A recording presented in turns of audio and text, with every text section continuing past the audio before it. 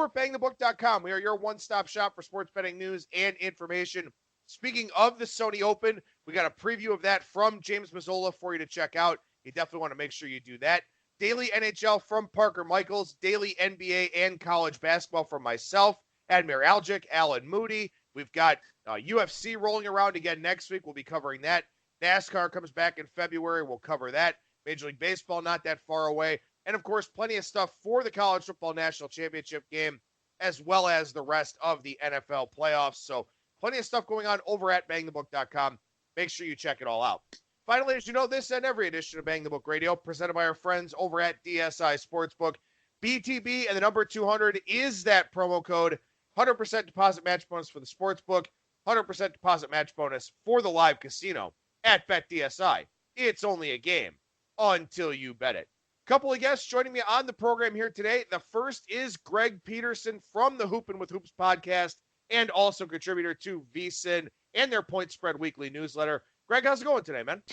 I'm doing great. The fact that I get to be, I guess you could call it the warm-up for Wes Reynolds, makes me feel very good as well. Guy does terrific work, and great to be on with you. I know that I've had you on my podcast, so it's a pleasure, my man. Thank you. Absolutely, man. Thank you so much for joining me and taking time out of that insanely busy schedule that you've got to chat a little bit of college basketball and some NFL here with me today. And, look, we're through the holidays. We're through the exam weeks. We're through winter breaks, which means that you got a lot of teams here playing true road games in hostile environments, and the students are actually back on campus now. So I want to talk a little bit about home court advantage and what it's worth to you, how you factor in, how do you come up with the values that you're going to put on home court? Every school to me is a little bit different because there are so many people that they're just like, oh, we're going to award a generic 3 points. And to me, that's a really lazy way of going about it. I have a girlfriend that used to attend Florida International University. Florida International University does not get 3 points because whenever I take a look at their home games, there's absolutely nobody in the stands whatsoever. Getting to Florida International is a little bit different also than getting to a place like Grand Forks, North Dakota. I actually wrote up something like this for VSIN's Point Spread Weekly, which is out today. The Summit League has been very hot to home favorites going into Wednesday. Home favorites in the conference, 24-8 against the spread.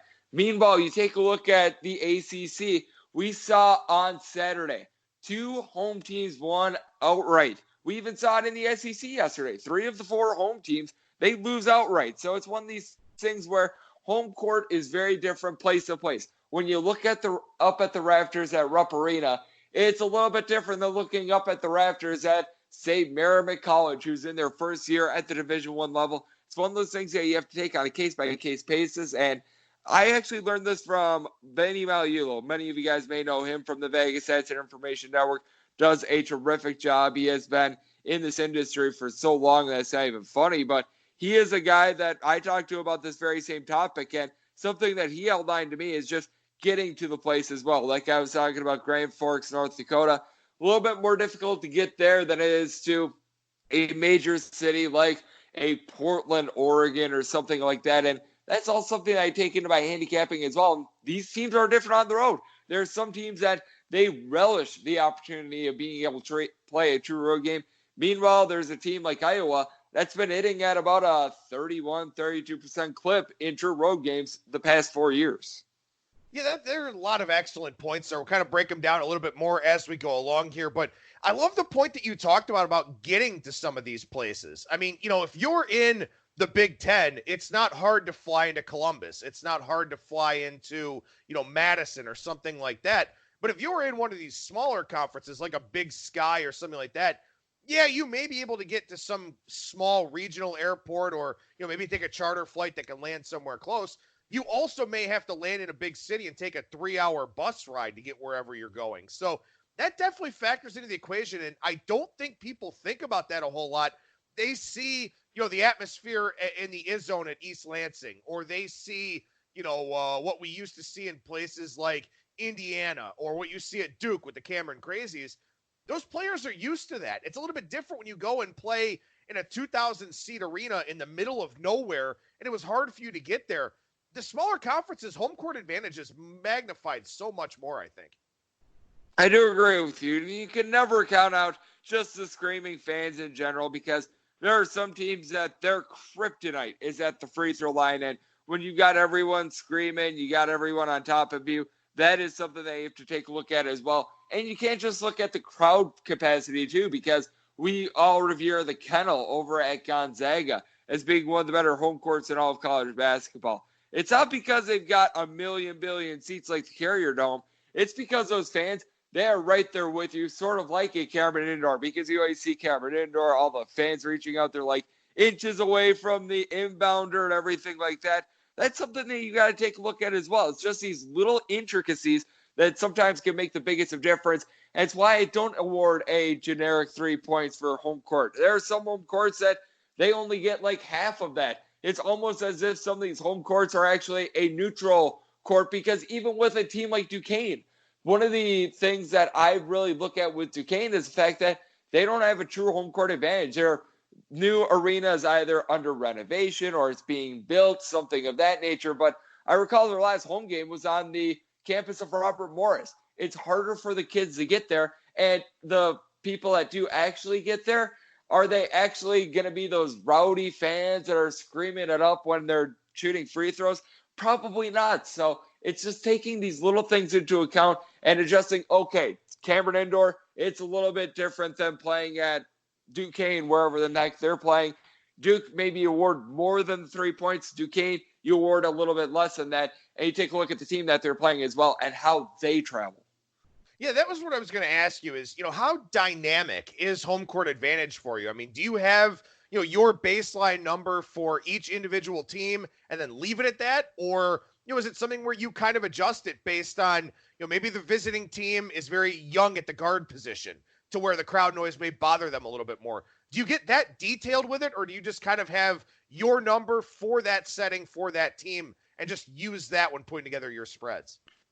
It's very dynamic, because obviously we always hear about the 3 points for home court, and that's sort of a jumping off point. But then from there, you do a little bit of extra research. You take a look at some of these home and road splits. Like a player that comes to mind for me is John Petty of Alabama. When he was a freshman 2 years ago, this guy was terrible away from Tuscaloosa. You get him at home, he was lights out. He was giving you a little bit of everything. He was knocking down threes. He was grabbing rebounds. The second that he left the city of Tuscaloosa, Alabama, the man forgot how to play basketball. This year, away from Alabama, he's shooting over 50% from three. He's actually putting up better numbers than he does at home. That actually gives Alabama a little bit of an edge. And you get some of these teams that they're very good in true road games, like Belmont last year. Straight up, I think that they won 14 games on the road. You've got to be gauging them a little bit differently than the team that I mentioned a little bit earlier in Iowa. Going into this year, Iowa was only covering 32% of their true road games. They actually got off to a nice start this year, winning straight up against Syracuse and Iowa State, finding out that Syracuse is a little bit of a flaw.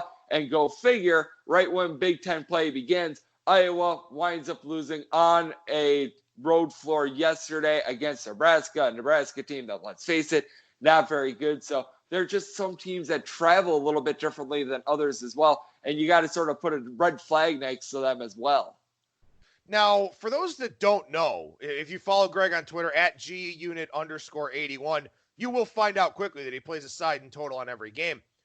Do you feel like this is something that the market does not have a good grasp of? Do you think that the work you put into home court advantage is something that's a large part of your college basketball edge? I would say so, because like I've been saying so much on this podcast, it feels like a lot of people, they gauge home court generically. And let's face it, these bookmakers, they're really looking at Duke versus North Carolina. They're looking at, okay, what should we set the number for in Ohio State versus insert your Big Ten team here game, because they're going to get a lot of handle.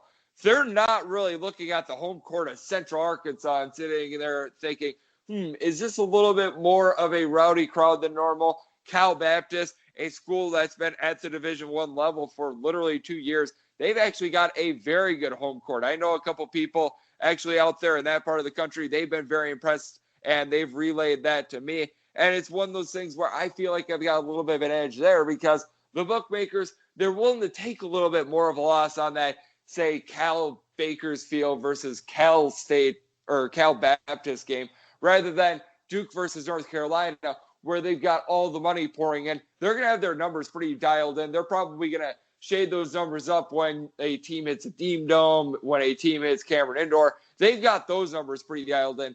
They're not necessarily focusing on the travel that it takes out there in the Summit League to get to, like, Macomb, Illinois, where Western Illinois plays.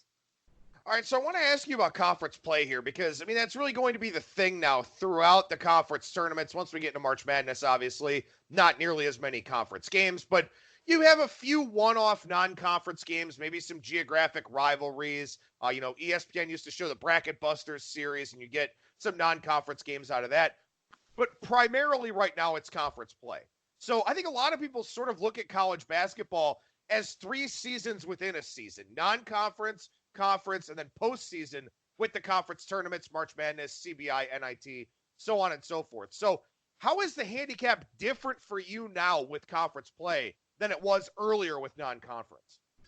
We were just talking about home court advantage and everything like that, and it feels like it's a little bit more magnified this time of year because when you were taking a look at some of these games in the middle of December, you've got kids on winter break, you've got some empty seats, everything like that. Now it seems like everyone is coming off their break, and there's just a little bit more juice in general. When you take a look at some of these games, you have to take into account just the rivalry factor in general. There are some of the best rivalries in all of college basketball. Obviously, you've got all the ones out there in the ACC between the blue blood schools.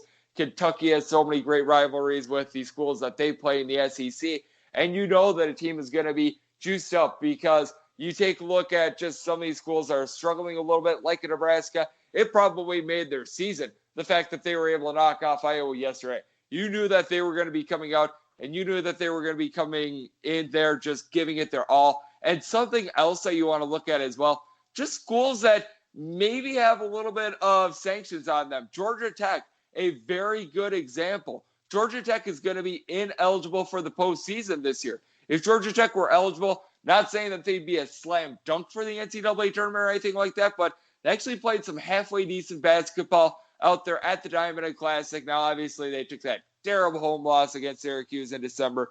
No offense or buts about it, that was big, but you got to be thinking that because they're unable to go to the postseason, every game that they play is going to be like a postseason game for them. We see them catching double digits tonight against Duke. That might be a huge motivation spot because they're not going to be going to the NCAA tournament, but they have a chance to be able to ruin the season of Duke and possibly knock them down to maybe from the number 1 overall spot to maybe say the 3-4 spot when it's all said and done. No, that's an excellent point. We talk about a game, quote unquote, being a team Super Bowl. Well, for Georgia Tech, getting Duke at home, in some of these big premier matchups, these are their tournament games, like you said, since they won't be eligible to go to the postseason. And something that's almost kind of a corollary point to that is, if you're a major conference school, one of the big 5 or the big 6, whatever you want to call them in college basketball, you don't necessarily have to win your conference to get in. Conference tournament seeding doesn't matter as much. If you're in a low major and a 1-bid league, or you're a mid-major and your chances of getting an at-large berth are very, very small, I think that kind of factors into the equation too. Utah State, kind of a team, it's an example for me. Utah State losing that game over the weekend to San Diego State, they will not get an at-large berth now. That was pretty much a must-win game for them to have any chance of doing it. Maybe a little bit of a hangover effect at Air Force last night with a horrendous second half. They get blown out by 19. For Utah State now, their focus is entirely on the Mountain West Conference tournament. So there's also those dynamics in play as we go throughout the conference portion of the year.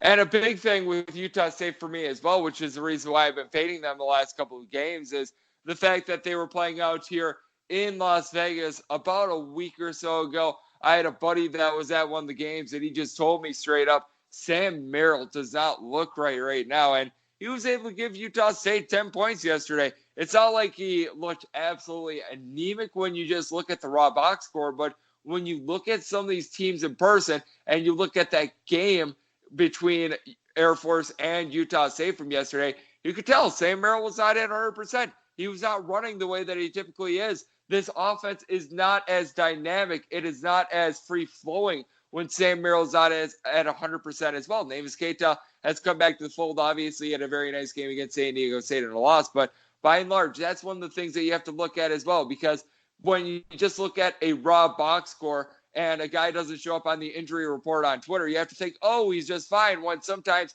it's not the reality at all, which is why I always recommend to people, try to watch as many games as possible. You don't need to watch the game start to finish, because you guys know me. I'm one of these people. I handicap so many games. There's no way that I'm able to watch every one of these games because, well, let's face it, I just don't have more than 24 hours in a day, unfortunately. If there's a way that that could be changed, I would certainly love that. But with that said, it's just catching some bits and pieces of games, being able to watch like 5 minutes of Utah State versus Air Force here, being able to watch a couple minutes of Ohio State versus Maryland, going game to game to game, and just being able to get a little bit of each team, get a nice taste, so that way you can see if there is a glaring injury like Sam Merrill's for Utah State, that you're able to pick up for it and you're able to adjust accordingly. No, that's an excellent point. Again, I mean, those are things you really can't pick up in a box score. And also, too, with 353 teams, finding out injury information can be a real challenge in a lot of different ways. So that's part of the equation here, too, where, like, for example, I wrote up a preview over at BangTheBook.com today for East Tennessee State and UNC Greensboro. And you've got both of those teams kind of dealing with a couple of injuries. Greensboro certainly dealing with more than East Tennessee State. It's hard to find that type of stuff, to find out if guys are actually going to play, how healthy they are. If you get a chance to get eyes on a game, always a good opportunity to do that. One more thing I wanted to ask you about here with regards to conference play is that, the schedule gets very repetitive now. When you're in non-conference, you may play, Monday, Friday, maybe Saturday. Some teams had some really long breaks with the exam weeks. A lot of times in conference play, you're playing on a set schedule. You're playing Thursday, Saturday. You're playing Saturday, Monday. You're playing Wednesday, Sunday. Something like that, depending on the league that you're in. Do you feel like the more rhythmic nature sort of helps teams, whether it's, underdogs or favorites in conference play? I think that it's a little bit interesting to take a look at this as well, because it feels like there are some teams that they do very well coming off of rest, and there are other teams that it's not so much. I think that what it bodes well for is teams that have depth. A team like a Florida State right now that's able to go 9 or 10 deep, a VCU. These teams, when you're sort of playing 2 games a week, when you're going to be playing, it's absolutely huge. Right now, with playing a couple more games per week than normal, it's really hurting a team like Syracuse. Syracuse wound up having to play with a 6-man rotation yesterday against Virginia. They just have absolutely nobody that they can go to off the bench. And when you're a little bit gassed, you really feel that on a game-to-game basis. And I believe that's the reason why Virginia Tech wound up coming back in that game against Syracuse yesterday, because Syracuse in the first half, not like they were blowing the doors off of Virginia Tech or anything like that, but they looked pretty solid. But as the game was going on, they were wearing down more and more and more. And Virginia Tech, they had a little bit more depth. They were able to hit those threes. So that's big as well. Just with regards to the schedule, the teams that have that set rotation, they know who they're going to be playing. They know that they're able to rely upon a couple guys coming off the bench. I think that is huge, because if you've got a team that they're just not having a lot of options to come off the bench, if something goes wrong, what the heck do they do? Because they have no backup option. Yeah, that's a great point, too. So what are you looking at in regards for that? I mean, are you looking at percentage of minutes played? Are you looking at bench scoring metrics? How do you sort of isolate the teams that have depth versus those that don't? For one, obviously, just the amount of teams that you see, or the amount of players that you see play at least 10 minutes. For me, the benchmark is always a double-digit amount of minutes. If a team has, only 6 guys giving the team 10-plus minutes, that's something that you look at and you say that's a little bit of a red flag. Meanwhile, if they're going 8+, that's a team with some very good depth. And also, you're looking at the range of players as well, because there are certain players that do a little bit of different things. If you've got a team in which everyone is seemingly 6'6", shoots in the mid-30s from three-point range, yeah, you could have 9 guys on the roster, but if they're all doing the exact same thing, you're not giving teams different looks, which is why I believe that Auburn is coming into tonight undefeated with Auburn. This is a bunch that they've got so many guys that do a variety of different things. You've got a Samir Dowdy that's able to shoot threes, Javon McCormick, very good facilitator. And then you've got Austin Wiley, who's a traditional low-post player. And then coming off the bench, Anthony McLemore, maybe he doesn't do as good of a job on the glass as Austin Wiley, but what he does a better job of is being able to block shots, being able to just play good, solid defense in the paint in general. When you have a team that they're able to give you a variety of different looks and they're able to compensate when things aren't necessarily going right, that gives them a little bit of a boost with regards to my power rankings and on a game-to-game basis as well. All right, so speaking of some games here, let's take a look at a trio of games for tonight and kind of get some thoughts into the mind of Greg Peterson and how he handicaps these games on a game-by-game level. We'll go by rotation order here. We'll go 8-15, 8-16 here. Kansas and Iowa State. Number down from 6.5 to 4.5. Total coming down a little bit from 146 to as low as 145 out there in the market. We talk about home court. We talk about conference play. We talk about the Big 12. So what do you think about this line coming down here with Iowa State getting a little bit of the early love? And I'm seeing some fives out there as well. So it seems like there might be a little bit buyback here as we do this with Kansas. But I absolutely love Iowa State in this spot. A big reason why his name is Tyrese Halliburton. In my opinion, he is the most versatile point guard in all of college basketball. Many of you guys may know I am a graduate of the University of Wisconsin, Oshkosh out there in Wisconsin. I've had a chance to see him up close and in person because Tyrese Halliburton, born and raised in Oshkosh, Wisconsin. So far this year for Iowa State, he's been averaging right around 2.7 to 2.8 turnovers per game, over 7.5 assists, shoots over 40% from three. He's able to get over a steal per game. He pulls in rebounds. This guy is a walking triple-double. And we've got, in my opinion, the most complete and versatile player out there on the floor. It gives a lot of value to an Iowa State team that we've seen year after year after year. It doesn't matter how their season's going. They always push Kansas at home. They call it Hilton Magic for a reason, and a reason why I would not be willing to lay the points here with Kansas as well. You've got a guy in Udoka Azubuike that is absolutely tremendous down low. He's able to give Kansas right around 8 rebounds, shoots over 70% from the floor. Too bad he doesn't shoot 70% at the free throw line. We saw it a couple years ago when the team was taking on Oklahoma. He was just bricking threes left and right. If you keep him out there on the floor in, say, like a 5-point game with a minute to go, massive liability. And then when you pull him off the floor, this Kansas team is not the same either. And what I do notice about Kansas is the fact that I believe that they have allowed each out of their last 5 opponents to fewer than 70 points as well. They've been doing a good job of D'ing up. Really, other than that overtime game against TCU as well, Iowa State has been solid. And I throw that Florida A&M game out of the fold because I was just mentioning how big Tyrese Halliburton is for Iowa State. The reason why he's so big is because we saw it on Florida's full display in that game against Florida A&M because he was out of the game. They wind up losing it outright. Whenever he's been out there on the floor, this team has been very solid. I just don't see who gets a 70 in the spot with both these teams playing solid defense. I do think that Iowa State, at the very least, is going to push Kansas. I don't know if they win the game outright, but I certainly love taking the points in this matchup. All right, so we jump down to game 825, 826 here. That's Seton Hall and Xavier. Xavier, 2.5 or 3, pretty much across the market. Big move up on the total for this one, 134.5, all the way up to as high as 139.5. There are no easy games in the Big East. According to Bart Torvik, all these teams in the top 71. According to Ken Pom, these teams all in the top 73. So no nights off here in the Big East. What do you think about this one tonight between Seton Hall and Xavier? And we saw this total tick up a lot in Xavier's last game against St. John's as well. And what I found very interesting is that I think that total actually middled as well. So if you got in on the under late, you were able to cash.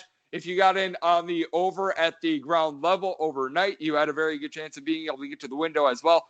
I could see something similar here. I think that's going to be a little bit of a higher scoring game because I do think that this could be something like a 5-point game with a minute to go. And then from there, you get that march to the free throw line. And we all know with Seton Hall, they're currently without Sandro Mamukelashvili. He's a 6'10" big man that was able to shoot threes for this team. And with Xavier, if they specialize in something, it's cleaning up the glass. Tyreek Jones is able to give the team 10 rebounds per game. Najee Marshall, very versatile player. He's been hauling in there right around 7.5 rebounds. They bring in a graduate transfer from Ohio and Jason Carter. He's able to give you some rebounds. And with Seton Hall, with Mamukelashvili not in there, you're really relying upon Romero Gill down low. He's able to give you some size at 7 feet tall, but he's not necessarily a guy that's going to give you 10-plus rebounds on a given night.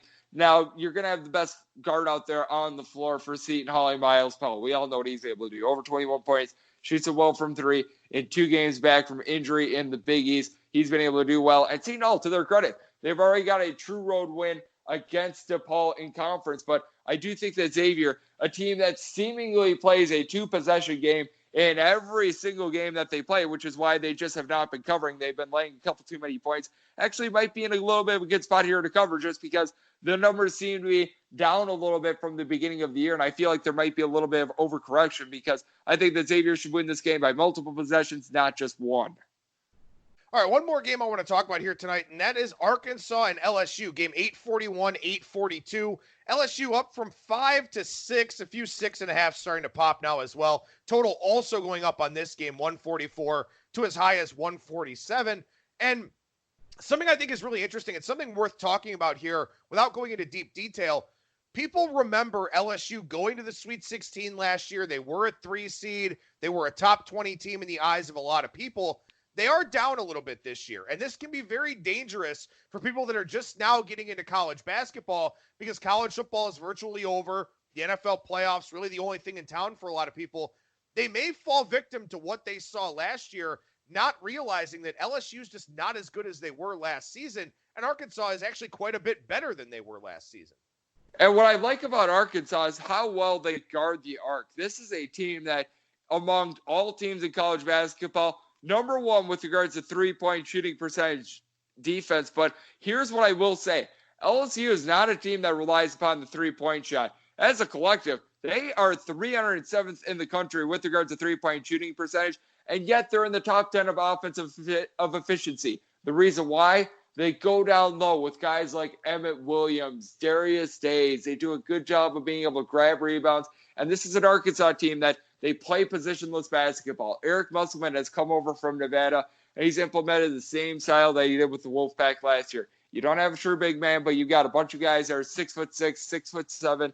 They're Swiss Army knives. They do a little bit of everything. And what I find very interesting is that dating back to the beginning of the 2018-19 season, the best team in all of college basketball to the under has been Arkansas, because last year, Arkansas had about 70% or so of their games go under. Despite the fact that you've got a coaching change, right now, Arkansas, they played 3 overs so far this year. So this has been a team that you've been wanting to hammer the under with. I do think that they're going to do a good job of being able to slow things down, because with LSU, sometimes get a little bit loose with the ball. But I think that this is just a bad matchup in general for Arkansas, because against a team that shoots prolifically from three-point range, they're able to cut you off. Against a team that likes to go down low like LSU, a little bit of a different story. And Arkansas can sometimes struggle to flow their offense as well. This is actually a spot where I do think that LSU being the favorite is the right call. And I do think that this is going to be a game in which we're going to see a struggle to score. And I think that the Arkansas unders are going to come through once again.